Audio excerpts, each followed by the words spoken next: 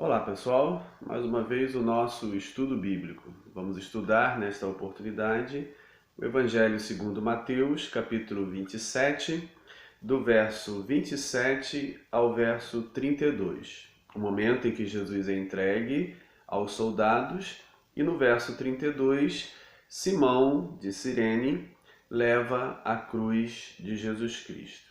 Bem, continuando que Jesus julgado diante do Sinédrio, em seguida enviado para Pilatos e sentenciado à morte por Pilatos, o governador romano, o único capaz de executar ou dar a sentença de morte a um condenado, Jesus então é entregue aos soldados para a execução da pena.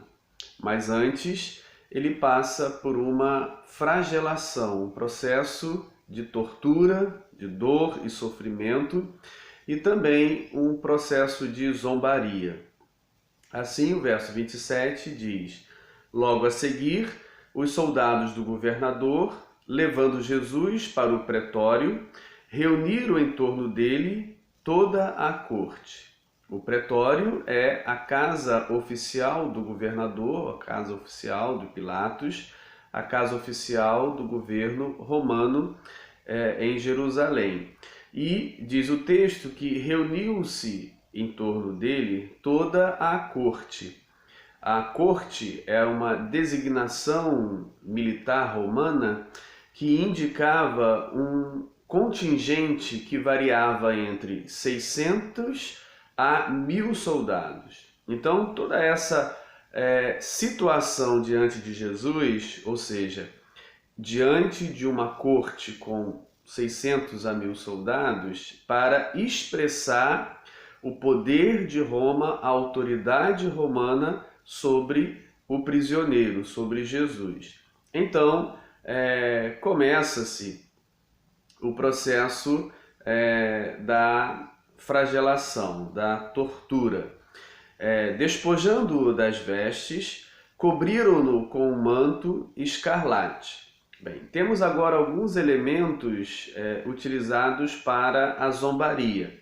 O manto escarlate, ou seja, o manto vermelho, que era símbolo da realeza.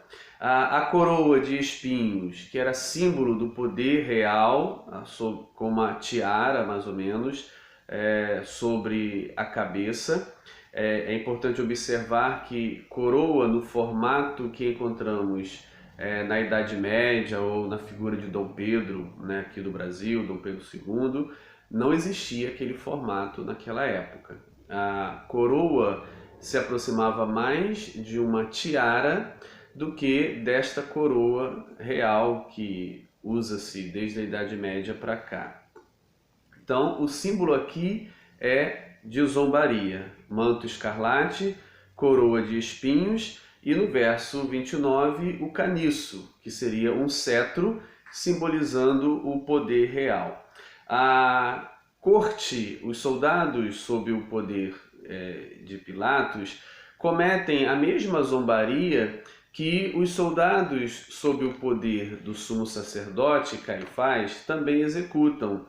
No capítulo 26, versos 67 e 68, já foi nos apresentado a zombaria dos soldados sob o governo de Caifás, sob a autoridade do sumo sacerdote, dizendo assim: Então, uns cuspiram-lhe no rosto e lhe davam murros, e outros os bofeteavam, dizendo: Profetiza-nos, ó Cristo, quem te bateu.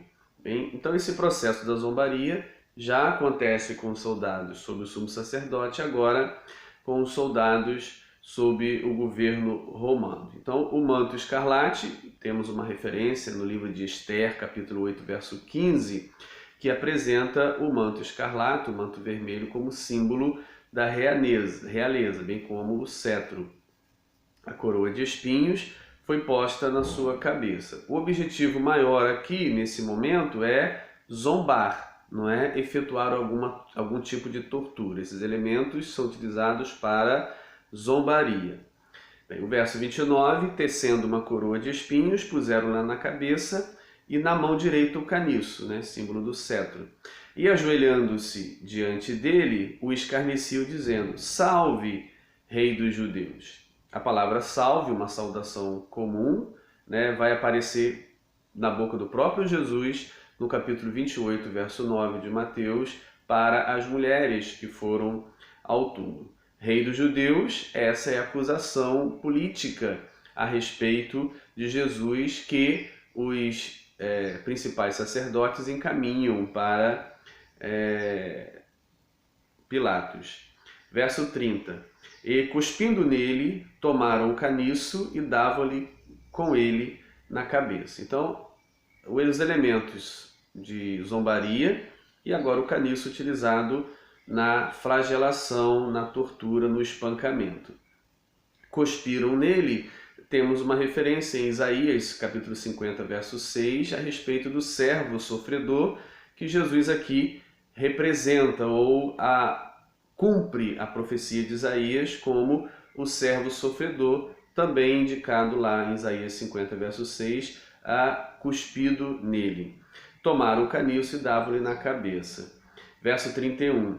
Depois de o terem escarnecido, né, a zombaria, também nos lembra capítulo 20, verso 19 do Evangelho de Mateus, que diz assim: Jesus, anunciando o seu sofrimento, ele já apontava: e o entregarão aos gentios para ser escarnecido, açoitado e crucificado, mas ao terceiro dia ressurgirá. Então, cumpre-se as próprias palavras de Jesus a respeito do escarnecimento, da zombaria.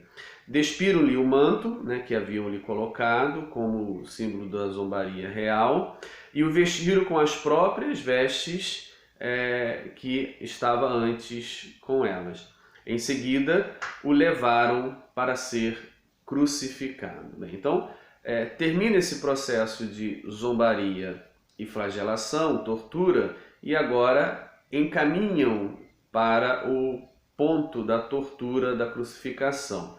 Os romanos tinham o hábito de conduzir o prisioneiro em procissão, em desfile, para que isso ficasse testemunhado, para que isso tocasse na mente do povo, para que eles, temendo, não ousassem se levantar contra o poder romano. Ou seja, então esse desfile do prisioneiro, tendo sido flagelado para a crucificação, tinha o impacto de causar medo e infligir temor nas pessoas para que não cometesse o mesmo erro, para não serem punidos da mesma maneira. Então essa é a razão do desfile que se faz com o prisioneiro para impor, né, o medo.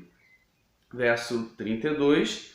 Ao saírem, encontraram um sirineu chamado Simão, a quem obrigaram a carregar-lhe a cruz. Bem, então, no caminho, na saída, encontra-se um sirineu. Sirineu faz uma referência a Cirene, norte da África, a atual Líbia, e obrigam-no, a expressão obrigam-no, ao traduzirmos para o português, traduziríamos como uma indicação de um recrutamento forçado, né? Essa palavra engapelsan, utilizada aqui, esse verbo, indica um recrutamento forçado, ou seja, os romanos, os soldados, as autoridades romanas tinham a seu favor essa lei de poderem obrigar, recrutar forçadamente alguém para o exercício, para a função, para a realização de algo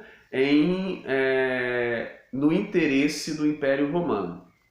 É interessante que o próprio Jesus, no capítulo 5, verso 41, e é interessante que você vá lá ler, ele usa esse mesmo verbo para recrutamento forçado ao ensinar os seus discípulos a não resistir à violência, ou seja, não resistir ao violento, não devolver a violência, mas submeter-se passivamente.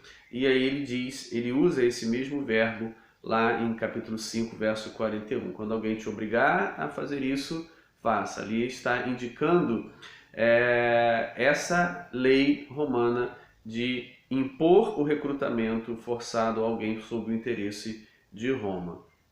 Então, esse personagem é chamado de Simão, e é interessante porque nós temos um Simão entre os 12. Um Simão que disse que iria até a cruz. Um Simão que disse que não abandonaria Jesus e que também disse que ele não seria morto. No entanto, este Simão o abandona como os outros discípulos e não carrega a cruz de Jesus. E agora aparece um outro Simão que vai então carregar, né, a trave que vai ser conduzida até o lugar da crucificação, onde lá já tem a madeira principal, né? Ou seja, é muito provável que eles carregavam a haste transversal até o lugar da crucificação. Então esse Simão é obrigado pelo soldado a carregar, né, essa haste até o lugar da crucificação. E o texto não deixa claro por que razão Jesus não pode carregar ele mesmo, mas é muito provável, é possível deduzir que a razão pela qual Jesus não consegue carregar a sua cruz até o lugar da crucificação se dá devido aos açoites, à tortura que ele já sofreu e à fraqueza em decorrência dessa dor, desse sofrimento, dessa perda de sangue, dessa tortura que ele já foi vitimado. Ou seja, então o enfraquece de tal maneira que ele não consegue carregar, e aí vem o Simão para carregar. Por mais que seja uma expressão literal, mas não deixa de carregar o sentido das palavras de Jesus de capítulo 16, verso 24, que aquele que quer segui-lo deve negar a si mesmo e tomar a sua cruz e segui-lo. Aqui Simão é obrigado a negar a si mesmo ao fazer a vontade obrigatória de Roma, do outro, do inimigo, e carrega a cruz que é de Jesus. Um abraço.